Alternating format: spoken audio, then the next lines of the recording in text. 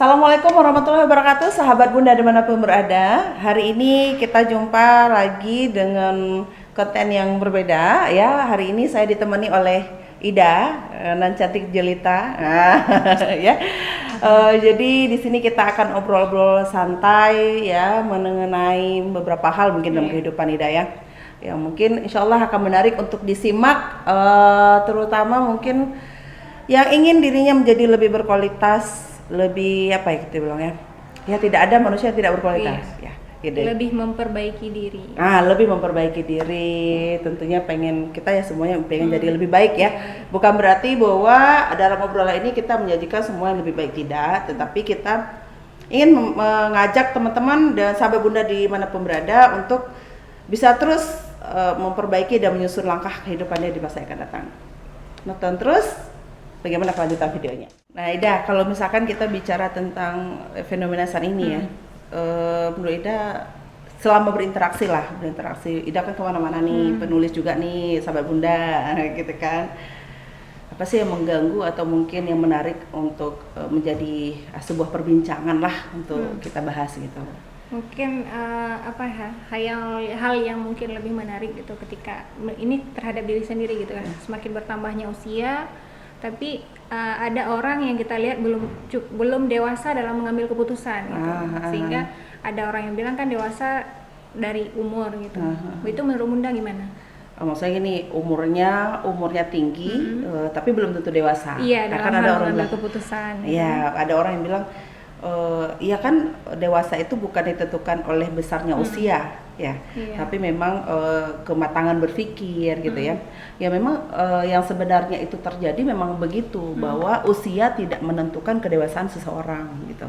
Jadi ada kematangan berpikir seseorang itu yang itu dilakukan secara proses gitu ya. Proses ada setiap orang itu juga berbeda-beda kematangan berpikirnya. Nah, setiap orang memaknai dan melakukan hal tersebut itu berdasarkan apa yang dia temui dalam kehidupan sehari-hari gitu. Kadang-kala kan pengalaman Ida dengan pengalaman Bunda itu kan beda-beda ya. Tentunya cara berpikir kita juga berbeda, ya kan? Apalagi orang lainnya. Misalkan Ida bertemu dengan orang yang sama setiap hari, tapi menemui sikap yang berbeda. Pernah nggak? Pernah ya? Gimana tuh pengalamannya? Kadang-kadang kita bertemu dengan orang yang lebih senior lah, misalnya dalam pekerjaan, ketika mengambil keputusan, seharusnya mungkin ya penilaian teman-teman harusnya jangan kayak gini, itu kurang bijak lah istilahnya. Tapi karena beliau senior, jadi mau nggak mau kita harus ngikut keputusannya gitu. Jadi timbullah kayak keraguan atau kita istilahnya kayak ragu-ragu ketika ingin mengerjakan itu. Mungkin nggak kita berbuat walaupun sebenarnya kita ragu gitu. Kita belum terima keputusan dia gitu kan. Sebenarnya gini, dalam sebuah organisasi atau interaksi sosial kita terkadang kita melihat orang tersebut dari sudut pandang kita. Nah, jadi misalkan nih Bunda lihat Ida, Bunda menerjemahkan Ida itu menurut sudut pandang Bunda. Ketika Bunda melihat Ida, apa yang Ida omongin, apa yang Ida sampaikan, ya Bunda membangun persepsi terhadap Ida berdasarkan informasi yang saya dapatkan itu. Dan misalkan ketemu nih 5 menit, 10 menit gitu ya, cukup nggak waktu untuk kita menerjemahkan bagaimana orang tersebut? Enggak kan? Nah, ketika saya menilai Ida misalkan mengambil sikap nggak begini gitu ya, saya mengambil yang kayak gini gitu kan. Terus Bunda bilang, dalam pikiran saya, wah ini nggak bagus nih orangnya, nggak bijak nih. Pertanyaannya, apakah kita cukup komponennya menilai orang tersebut berdasarkan sudut pandang kita dalam beberapa menit? Iya, sebenarnya enggak. Sebenarnya enggak, ya kan? Iya. Kita melihat keputusan yang dia ambil saat ini, dan kita tidak mencoba mengkaji keputusan tersebut. Kita hanya terima. Padahal kalau kita kaji, bisa jadi kita sependapat dengan orang itu. Iya, itu dalam segi pekerjaan Bunda. Dalam segi pekerjaan. Lalu bagaimana kalau dalam segi pasangan mungkin? Kita gimana itu maksudnya? Bertemu dengan pasangan yang seharusnya kan kalau dalam pasangan beliau itu mengayomi kita sebagai perempuan. Tapi kadang ada beberapa hal yang beliau lakukan, misalkan temperamennya tidak bisa beliau turunkan, itu terlalu ego. Itu apakah ditentukan oleh faktor kedewasaannya, Bunda? Dewasa dan tidak dewasa seseorang itu tergantung bagaimana dia bersikap di situasi tersebut. Ya, terkadang mungkin kita melihat di dalam kondisi ini, menurut kita itu tidak dewasa. Tapi bukan berarti kita sudah menyimpulkan dia tidak dewasa. Mungkin di satu tempat itu dengan kondisi itu dia belum mampu bersikap gitu, yang sesuai dengan kondisi itu. Karena nggak ada sikap yang cocok dia, sesuai saja sih sebenarnya. Karena setiap orang punya cara masing-masing. Tapi di tempat yang berbeda dia cukup diterima. Iya. Ya kan? Jadi nggak selamanya kedewasaan itu diukur karena kemampuan dia bersikap di satu tempat. Kita perlu melihat bagaimana dia di tempat-tempat yang berbeda dengan orang-orang yang berbeda.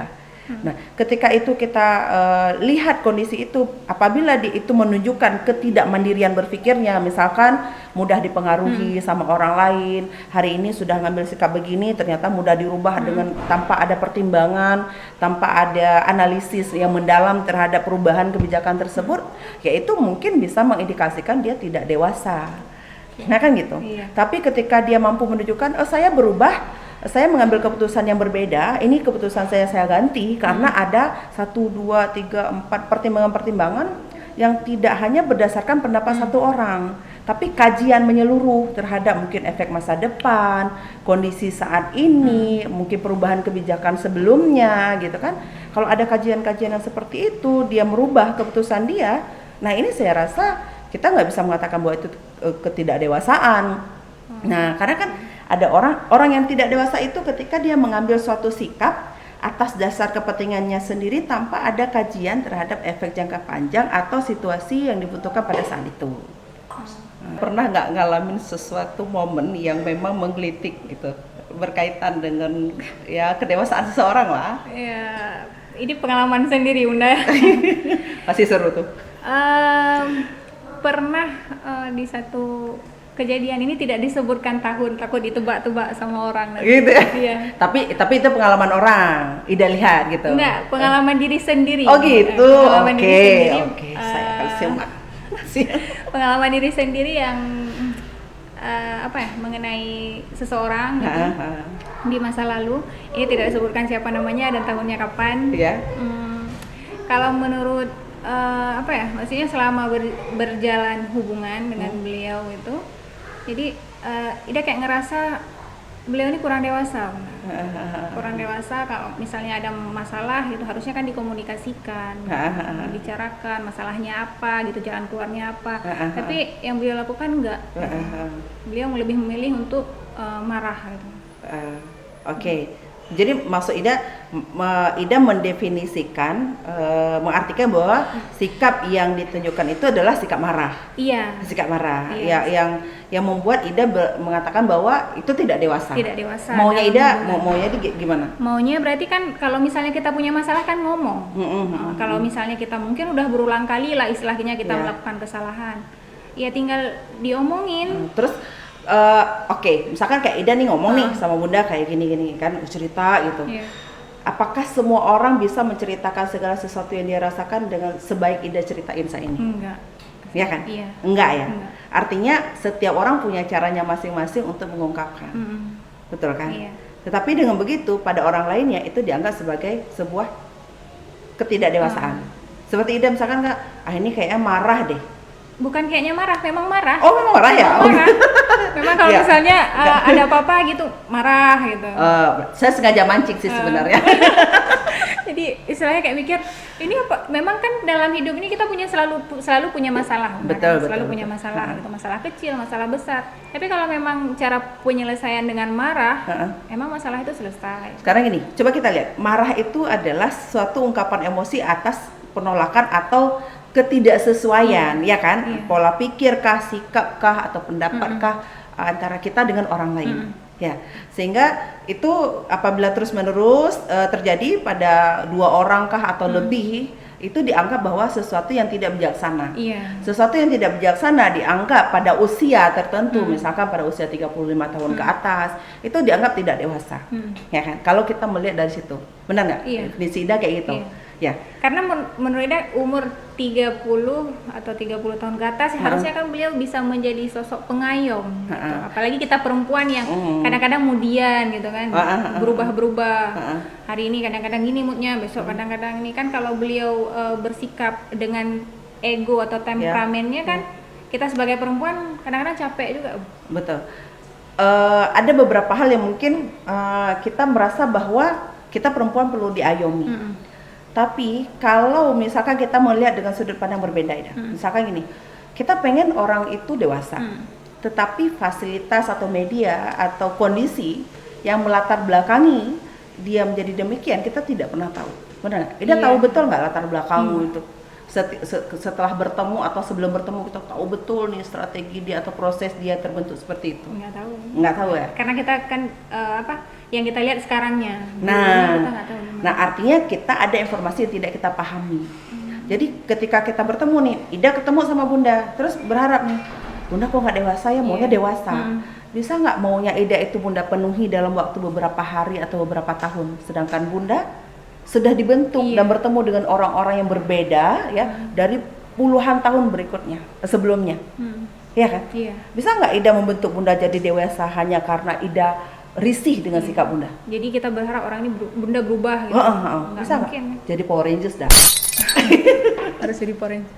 Iya juga Bunda ya. Jadi kita susah untuk berharap seseorang itu berubah karena kita, karena kemauannya kita gitu. Nggak mudah memang. Coba misalkan Ida nih pergi ke suatu tempat, kenal dengan seseorang, terus tiba-tiba aku nggak suka sama dia nih. Nah gitu kan misalkan dia bilang. Atau pernah nggak punya teman yang bilang ceritain tentang orang baru sama Ida, maunya dia nggak ini nggak begitu, pernah nggak gitu? Pernah. Nah terus apa yang terpikir sama Ida? Yang terpikir sebenarnya kalau kita nggak punya hubungan apa-apa, sekedar teman ya mungkin kita akan jaraknya akan membatasi gitu, karena kita berpikir ini orang ini nggak bisa nih. Kan kayak gitu tuh. Kita berharap kan, tapi ketika kita sudah membangun kenyamanan dengan seseorang, itu terasa sulit. Kenapa? Karena ada harapan tadi. Jadi akhirnya kita siap melihat dia hal yang positif menurut kita, betul kan? Itu kan Ida bangun menurut pandangan Ida, benar nggak? Tapi kita tidak tahu apa yang terbangun menurut pandangan dia. Berarti dalam hubungan ini sebenarnya Ida yang salah atau beliaunya gitu? Ya kita nggak bisa bilang Ida yang salah atau dia yang salah gitu. Kita perlu melihat bahwa kebutuhan Ida dengan kebutuhan dia itu berbeda. Tapi dalam sebuah hubungan kan kita punya berharapnya sih satu visi dan satu misi, betul, gitu kan, kayak kita berlayar. Betul. Oke. Iya, berlayar. Kita berharap gitu satu tujuan. Nggak mungkin kan misalnya dalam satu kapal beliau mau ke kiri, kita mau ke kanan. Kapan sampainya? Tapi kapan itu dibangun cocoknya? Cocoknya kalau menurut Ida sebelum menikah. Sebelum menikah ya.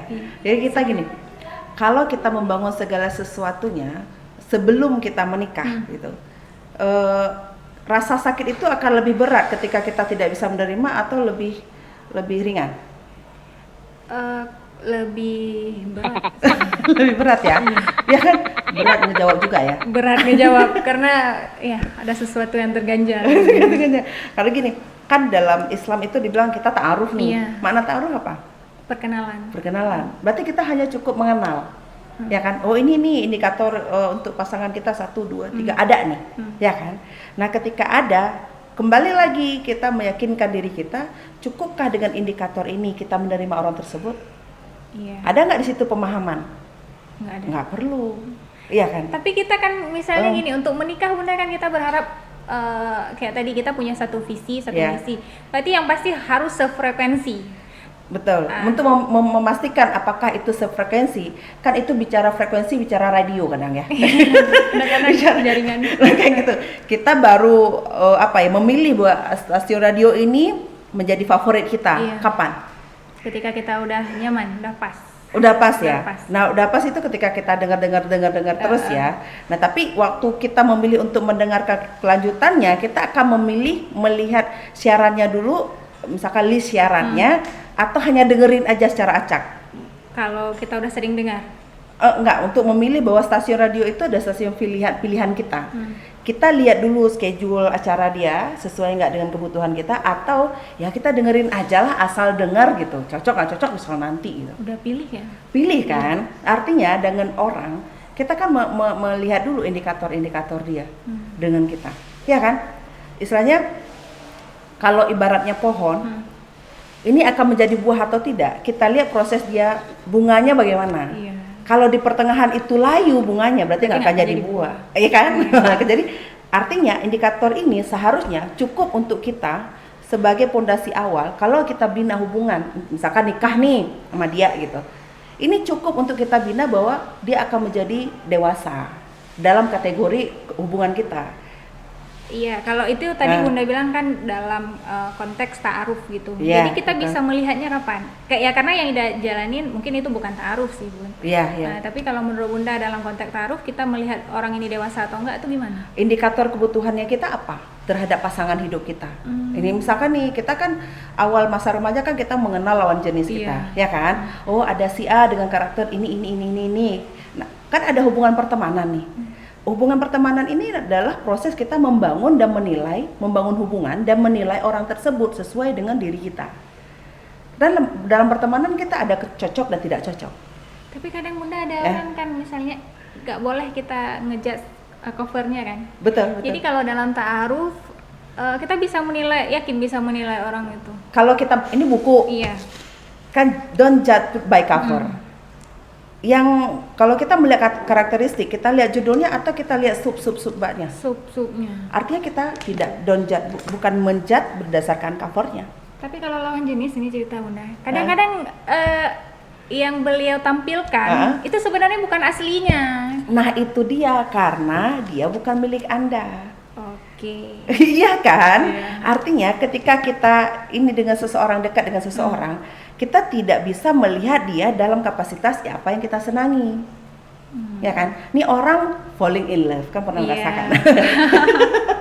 Kalau falling in love yang dilihat yang baiknya atau yang buruknya? Yang baiknya. Yang baik. Akhirnya kita melupakan bahwa setiap manusia itu punya sisi tidak baik. Kapan itu dikatakan sisi tidak baik? Ketika itu tidak sesuai dengan diri kita. Mungkin dengan orang lain sesuai, ya kan? Nah, jadi untuk melihat buku ini cocok nggak untuk kita baca atau tidak kita baca, kita lihat dulu subbabnya. Artinya kita udah bisa memetakan, oh ini cocok dengan kebutuhan saya, maka kita melanjutkan membaca isi.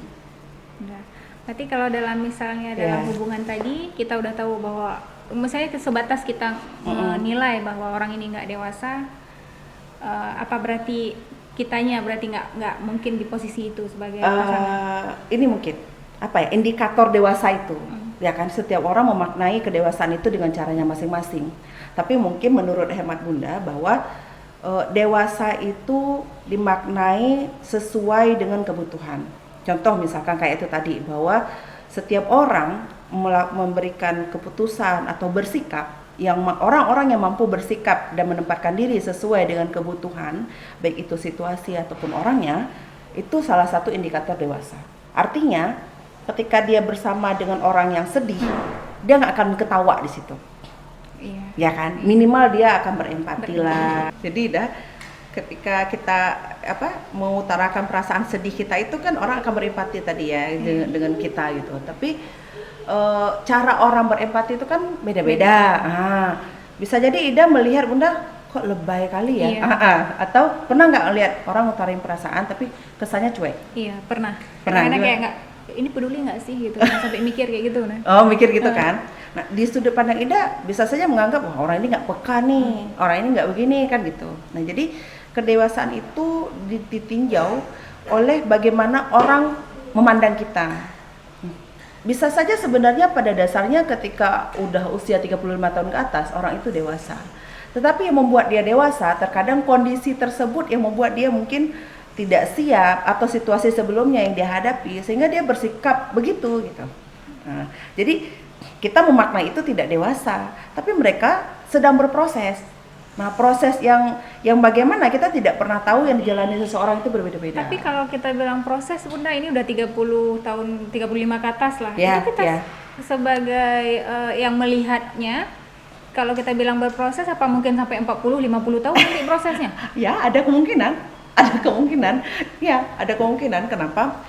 Kadangkala kita dipertemukan dengan beberapa orang, kita nggak bisa mengayomi kita. Justru kita memberikan kesempatan bagi dia untuk belajar bagaimana mengayomi. Dari kitanya? Dari kita. Jadi kita jangan berpikir harus diayomi, tapi bagaimana kebutuhan kita itu sebagai media pembelajaran bagi orang tersebut untuk ada sikap mengayomi itu. Tapi kalau misalnya di kondisi yang tipe orang yang bisa kita ajak diskusi gitu. Betul, Tapi kalau betul. memang orang nggak tipenya nggak bisa ajak diskusi, malahan kok kita perempuan kok ngatur. Nah, iya. Kan Jadi beliau imam gitu. betul. Jadi pada beberapa kondisi kita sebenarnya bukan mengatur. Kita lebih kepada menemukan cara dan model tertentu untuk bisa interaksinya itu nyambung dengan orang tersebut. Nah, kadang-kadang nggak cocok Ida. Contoh misalkan Ida kayak hari ini nih. Iya. Kan misalnya kayaknya nggak, ini aku udah coba nih, menurut kemampuan Ida udah coba, dan itu nggak cocok, nggak perlu dipaksain. Misalkan Ida mau beli baju, udah ngetes itu, kata teman itu bagus loh, itu bagus, 10 orang teman, 10-10-nya bagus, cuman Ida aja sendiri ketika pakai memang perasaannya nggak nyaman.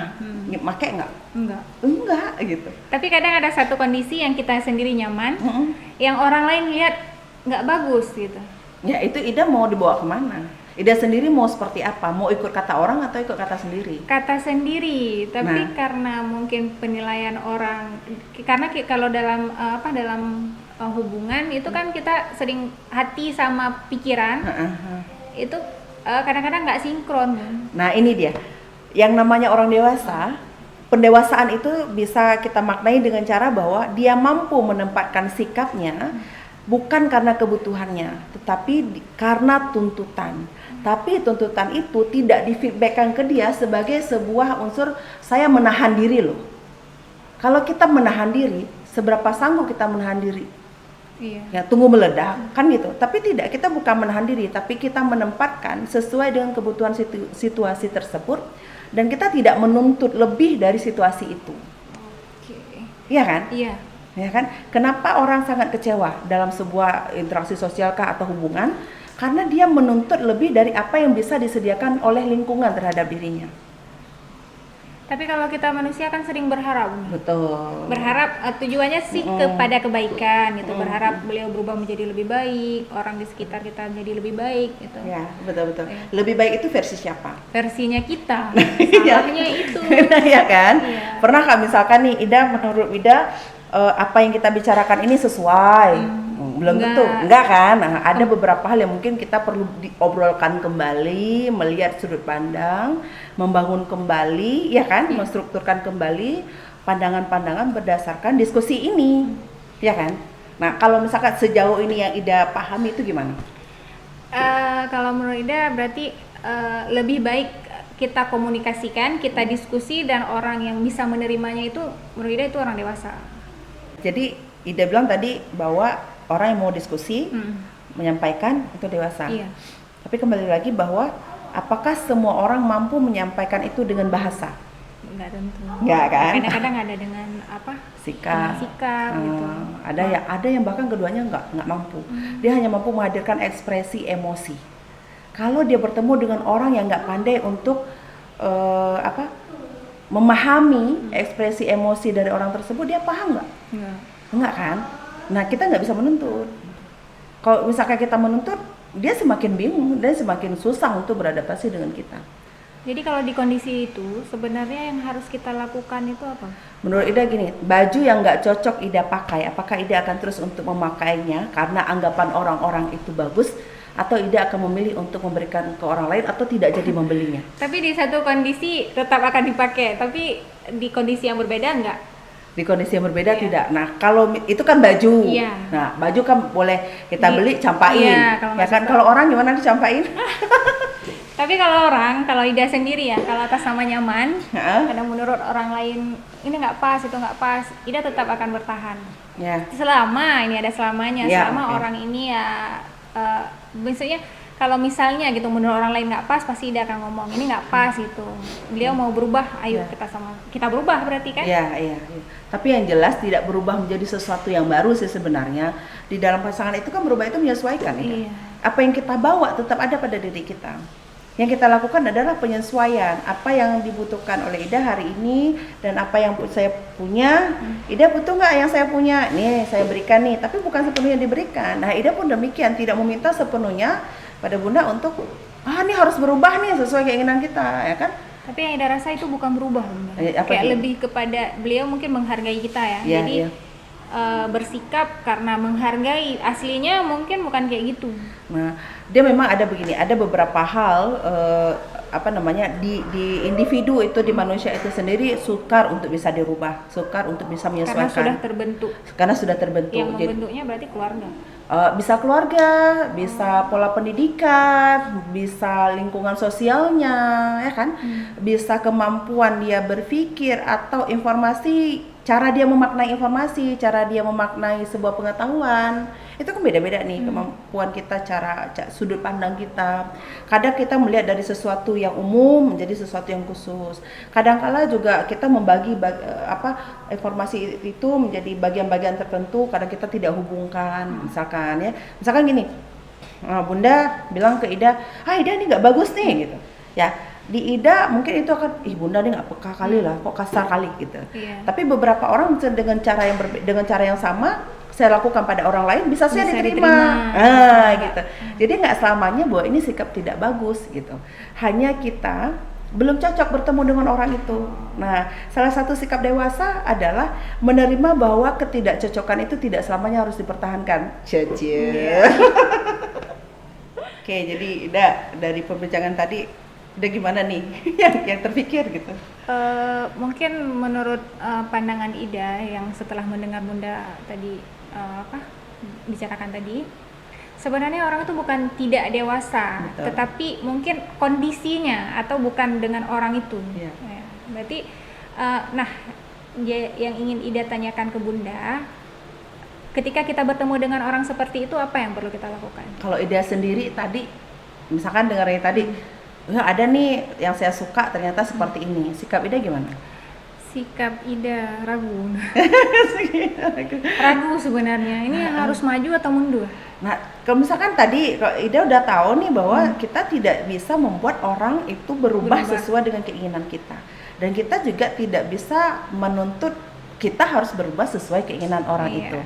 Terus kalau kita misalkan tidak menemukan pola yang sama, ibaratkan puzzle nih. Dimasukin nggak masuk nih, ya kan? Dicocok-cocokin. Coba 1, 2, 3 kali. Kan udah proses coba, ada jalin hubungan belum? Udah kan? Udah dicoba kan? Udah dicoba kan kira-kira. Maksudnya gini, istilahnya kita sudah menyesuaikan kriteria yang saya punya, kriteria yang dia punya selama ini berjalan dengan baik atau tidak? Tidak. Nah, tidak kan? Nah, jadi pilihannya apakah kita akan terus memaksakan bahwa pola itu harus masuk? Enggak. Kalau memaksakan diri mungkin kita sendiri yang akan tersakiti nanti. Jadi gitu. Nanti yang ada bajunya robek dah. Ya kan? Jadi harus seperti apa kitanya mungkin ya. Bagi sahabat Bunda di luar sana yang perlu kita lakukan adalah tentukan pilihan hidup kita, karena siapapun individu tidak bisa kita mengatur orang atau orang mengatur kita. Nah, dalam sebuah hubungan kedewasaan itu terbangun karena apapun yang kita jalanin itu kita berproses dan kita berpikir dan kita menempatkan diri kita berdasarkan kebutuhan di situasi dan tempat tersebut. Jadi makna dewasa itu sangat fleksibel. Jadi orang yang dewasa, orang yang terus belajar menempa dirinya, menyesuaikan dirinya sesuai dengan kebutuhan dan sesuai dengan siapa dia berhadapan. Kalau sudah menikah nih Bunda, misalnya kita punya suami yang gimana misalnya? Ya. Yang seperti itu tadilah, gimana tuh Bunda? Artinya ya kita perlu memandang itu dengan cara yang berbeda, menghindari tuntutan, kemudian membangun kembali penerimaan terhadap orang tersebut. Penerimaan dari dua belah pihak atau cuma dari kita? Dari dua belah pihak. Tetapi misalkan di satu pihak ini Ida paham, di pihak yang lain dia tidak paham, maka bagaimana membangun kepahaman dulu. Dari yang tidak tahu menjadi tahu dulu. Setelah tahu baru dibentuk pemahaman, setelah pemahaman baru ada sebuah perilaku atau tindakan. Ya kan gitu. Bukan harus langsung ditinggalkan. Bukan harus langsung ditinggalkan. Terkadang pun kitanya yang perlu untuk menyesuaikan diri kita supaya dapat masuk, dapat match ya dengan orang tersebut. Nah, kalau dalam hubungan keluarga nih, kalau kita ingin mempertahankan, namun tetap ada kalanya solusi terbaik mungkin beberapa orang dengan kondisi tertentu ya harus berpisah gitu. Tapi atas dasar bahwa tindakan tersebut sudah mempertimbangkan dari segala aspek. Iya. Nah, ini bentuk kedewasaan. Apalagi kita perempuan kadang-kadang mikir kan lebih baik bercerai, berpisah gitu daripada sebenarnya kita bersama tapi hakikatnya kayak berpisah gitu. Nah, tapi itu perlu dilihat dulu itu kajiannya melalui nafsukah atau apakah gitu ya. Kadang-kadang memang kalau kita mengkaji dari aspek misalkan daya tahan si perempuan atau kondisi latar belakang, kemampuan dia beradaptasi dan sebagainya, ditinjau dari berbagai aspek tersebut, ternyata dia sudah berusaha dengan kemampuan dia, dan baiknya berpisah, tidak menyarankan, tapi bila itu lebih aman bagi keduanya, maka ya silahkan. Tapi apabila misalkan si perempuan punya atau si pasangan ini masing-masing punya kesempatan untuk membuka diri lebih lanjut dengan ada mediasi, ya itu kenapa tidak dilakukan? Iya, kenapa tidak dicoba? Kenapa tidak dicoba? Namun berbeda halnya dalam hubungan pacaran. Kalau pacaran udah dicoba sekali dua kali, ngapain dipertahankan? Dan itu bukan hubungan yang halal, kayak gitu ya. Maka mundur, mencari yang lebih baik berdasarkan indikator-indikator yang sudah Allah syariatkan. Kayaknya itu lebih aman. Meminimalisir sakit hati. Meminimalisir sakit hati. Karena hati itu harus dipelihara menuju rumah tangga. Ya, begitu sahabat Bunda ya. Yang kalau kita tidak memelihara hati kita, jadi siapa yang memelihara hati kita sendiri dah? Nggak ada. Nggak ada yang bisa nolong diri kita selain diri kita. Nah, ini dia cluenya. Nggak ada yang bisa nolong diri kita selain diri kita sendiri. Jadi peliharalah hati kita. Dengan siapapun kita boleh bertemu, dengan siapapun kita boleh membangun hubungan, tetapi hati-hati yang bisa menjaga diri kita adalah kita dan Allah gitu. Jangan berharap selain pada Allah. Jadi pendewasaan itu butuh proses. Bersabar, ikhtiar, terus memperkaya diri, memperkaya kognitif kita, dan menerima masukan. Menerima masukan, yaitu dengan berteman dengan orang-orang yang baik, insya Allah kita juga akan tumbuh dan berkembang menjadi orang-orang yang baik. Nah, terima kasih untuk terus tonton, melihat kita berbincang-bincang. Semoga bisa menginspirasi. Assalamualaikum warahmatullahi wabarakatuh.